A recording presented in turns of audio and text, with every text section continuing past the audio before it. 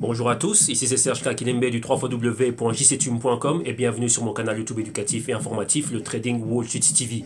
Et aujourd'hui, là, on va faire la deuxième partie. Rappelez-vous, ce matin, on a fait la première partie du Crypto Trading Day. Et maintenant, on fait la partie où on va s'intéresser réellement à quoi? À quelques pièces informatives. Rappelez-vous, comme je vous l'ai dit, ici, on va prendre des pièces informatives super importantes. Donc, celle qu'on a vue ce matin, on va commencer par celle du Monero. Et dans une prochaine vidéo, on va faire celle concernant le Verge. Donc, maintenant, on va regarder la pièce informative concernant le Monero. Donc ici, on parlait de quoi ce matin? On parlait de The Fall of Monero. Et est-ce que cela va se récupérer? Donc la chute du Monero, comprenez cela. Donc on va directement aller à ce qu'est cet article. Donc le voilà, ici la chute du Monero, et ici il est en français, et donc là maintenant on va commencer, on va en faire ici cette petite lecture, et on va donner un peu plus d'informations, on va aller un peu plus en profondeur, hein. Donc on y va, la chute du Monero.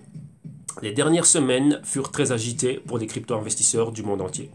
Alors que le marché de la crypto-monnaie commence lentement à se remettre d'une correction majeure, dans laquelle les plus grands acteurs du marché de la crypto-monnaie, notamment Bitcoin, Ethereum, Ripple et Dash, etc., n'ont pas été épargnés par cette chute brutale des prix. Une de ces crypto-monnaies est le Monero, qui a connu des périodes de turbulence récemment. Cet article vise à mettre l'accent sur les facteurs récents qui ont contribué à la forte baisse de Monero. Continuons. Position actuelle sur le marché. Donc d'abord on fait un petit compte rendu, hein. Donc on commence avec ça. La semaine dernière, Monero a amélioré sa position, gagnant près de 24%.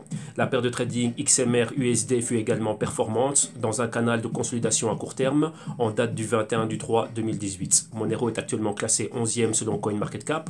Actuellement, Monero possède une capitalisation boursière de 3,7 milliards de dollars US et une quantité totale de, on a combien ici? 15 millions de jetons XMR en circulation. Cependant, en comparant cela aux positions passées de Monero, il a certainement gagné en valeur et en présence. Alors maintenant on continue. On va ici. Voilà, donc raison derrière le soudain déclin.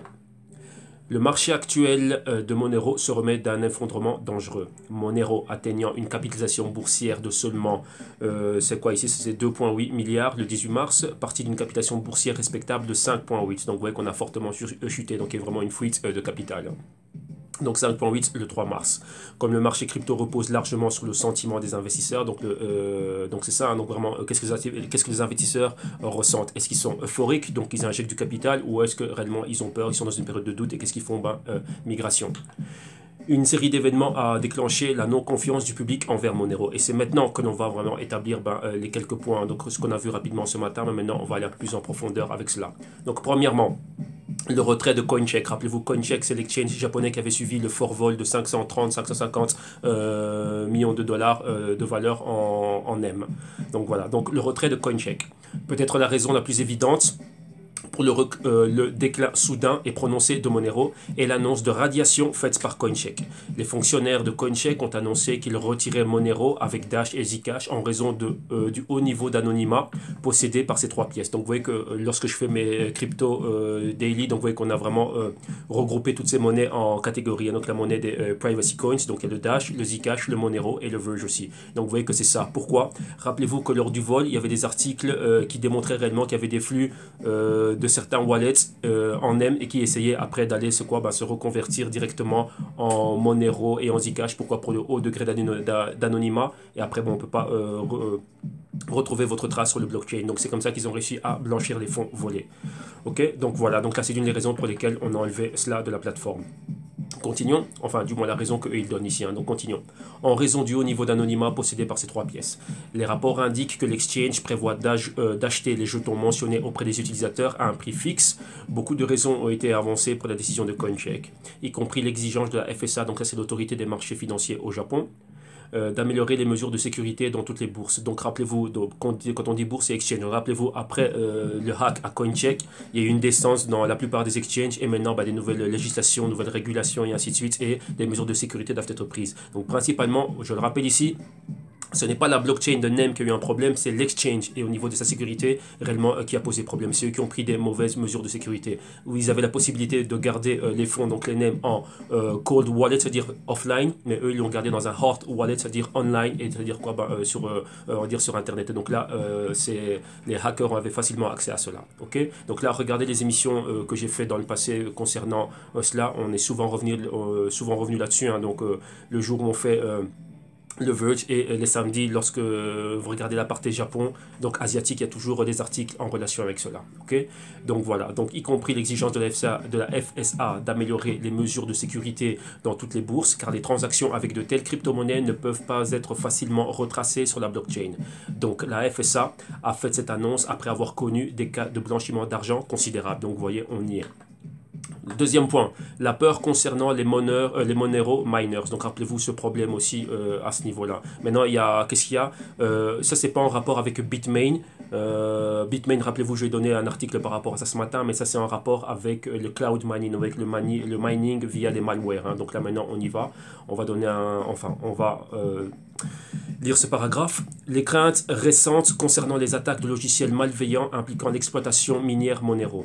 Comme détecté par la société de sécurité renommée Malwarebytes, une mine XMR, des logiciels malveillants effectuaient secrètement des opérations minières sur des appareils Android. Donc tout dispositif Android, donc mon smartphone, Samsung, cette tablette et peut-être encore pas mal d'autres choses. Hein, même lorsque je suis sur internet sur des pages, ben voilà, je peux être en train de miner du Monero sans le savoir.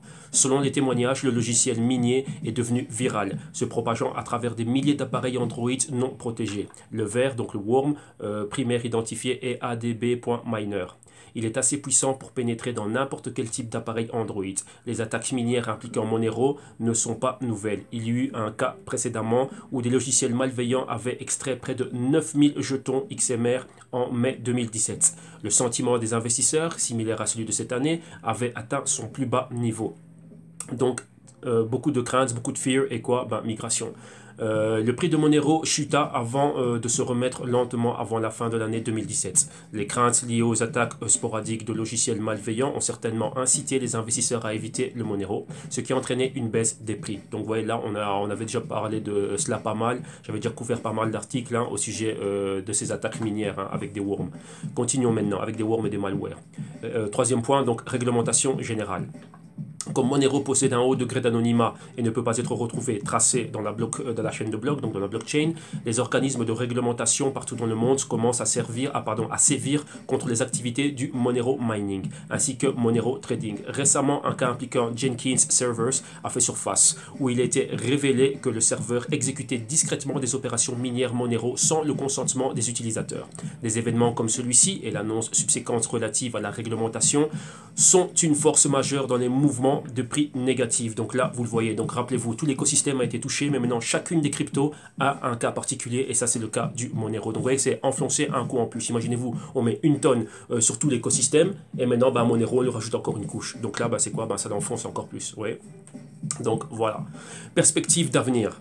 Tous les facteurs mis à part, il convient de noter que presque chaque crypto-monnaie traverse des périodes de volatilité extrême, comme c'est le cas dans tout l'écosystème, et Monero n'est pas différent. Monero a une réputation exceptionnelle dans la crypto-fraternité pour fournir anonymat inégalé et la confidentialité de ses utilisateurs. Donc vous voyez la raison du crypto trading day que l'on fait tous les mardis. Hein. Donc ça c'est principalement des privacy coins. Vous voyez toutes les coins qui sont en compétition dans cette industrie-là, cette catégorie-là.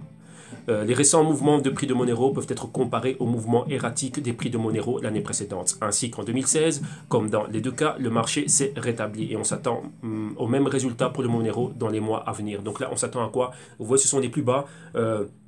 Tout l'écosystème est touché, c'est vrai, c'est négatif, mais comme je vous le dis souvent, lorsque l'on voit ce genre de prix, si vous croyez réellement dans le projet Monero et dans ce qu'il est en train d'amener au niveau de la privacité, l'anonymat, ainsi de suite, que vous pensez qu'il peut survivre, donc rappelez-vous, il y a une compétition, là, c'est le moment d'être en train d'accumuler. Donc tout simplement, c'est ce que l'on fait. Donc pourquoi est-ce que je peux dire cela ? Rappelez-vous, moi j'ai un background, je viens de la bourse classique, donc je fais ça depuis déjà pas mal de temps, donc j'ai pas commencé hier, je fais depuis pas mal de temps.